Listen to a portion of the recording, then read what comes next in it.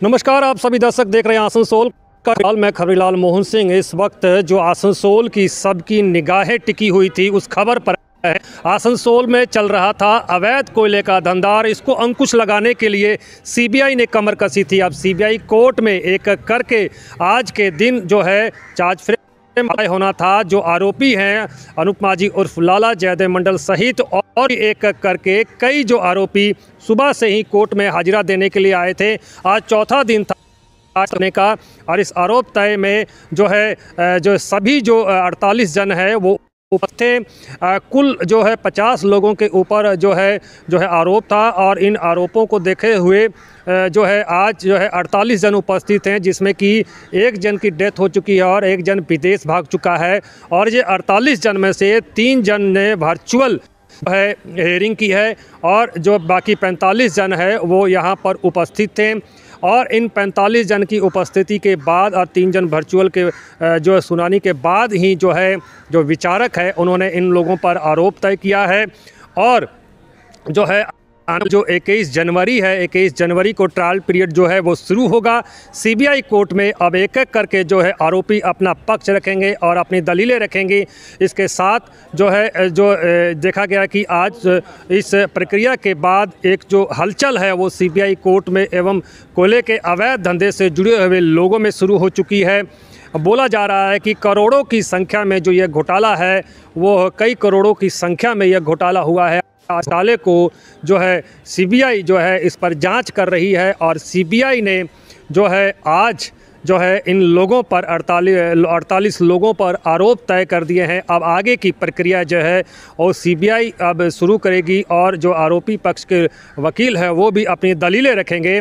आने वाली जो 21 जनवरी है, 21 जनवरी के दिन जो है दिन जो है ठीक किया गया है। अगली तारीख जो है उस दिन जो है जो गवाह हैं गवाहों को पेश किया जाएगा। उसके बाद सीबीआई कोर्ट अपनी जो है कार्रवाई और भी सख्त इन कोयले के अवैध धंधे से जुड़े लोगों पर करने को तैयार है। निर्दोष বলেছেন, তারপরে ট্রায়ালের সাক্ষীর ডেট পড়লো। 49 জন হাজির ছিল আজকে। 49 জনের মধ্যে 47 জন ছিলেন, আর দুজনের ভিডিও কনফারেন্স হয়েছে। বিকাশ মিশ্র এবং দুজন বাকি ছিলেন যারা মনে হয় ইসিএল এর অথরিটি, তারা কি ধারায় চার্জ গঠন হয়েছে? প্রত্যেকের জন্য ইন্ডিভিজুয়াল ধারায় চার্জ গঠন হয়েছে। কখনো সরকারি কর্মচারীদের জন্য আলাদা, কোম্পানির জন্য আলাদা, কিছু ইন্ডিভিজুয়াল অ্যাকিউজদের জন্য আলাদা। কি অভিযোগ সাধারণত এদের বিরুদ্ধে আছে? অভিযোগ যেটা করা হয়েছে সিবিআইয়ের তরফ থেকে সেটা হচ্ছে যে কয়লা চুরি করে বিক্রি করা হয়েছিল এবং সেই বিক্রির টাকার প্রফিট নেওয়া হয়েছে। এটাই হচ্ছে মেইন অভিযোগ। কি বললেন অভিযুক্তরা? তারা কি সবাই নির্দোষ বলেছেন নিজেদেরকে। কবে নেক্সট ডেট কবে পরের ডেট পড়েছে হচ্ছে জানুয়ারির 21 তারিখে। তদন্ত প্রক্রিয়া শেষ, এরপরে ট্রায়াল শুরু হবে। তদন্ত প্রক্রিয়া শেষ, এরপরে তদন্ত প্রক্রিয়া শেষ। এরপরে এবার অভিযুক্তদের না, এরপরে হচ্ছে প্রত্যেকটা সাক্ষীর কথা শোনা হবে, সাক্ষীদের সওয়াল জবাব করা হবে, সেই অনুযায়ী ট্রায়াল শুরু হবে। অ্যাবসকন্ডিং আছে এই কেসে? একজন অ্যাবসকন্ডিং আছেন। তাকে বাদ দিয়ে 49 জন। তাকে বাদ দিয়ে 49 জনের আজকে কি ভার্চুয়ালি 3 জন করেছে? 3 জন ছিলেন, হ্যাঁ। একজন জেল জুডিশিয়াল কাস্টাডি থেকে, আর বাকি দুজন হচ্ছেন ওই ভিডিও কলে।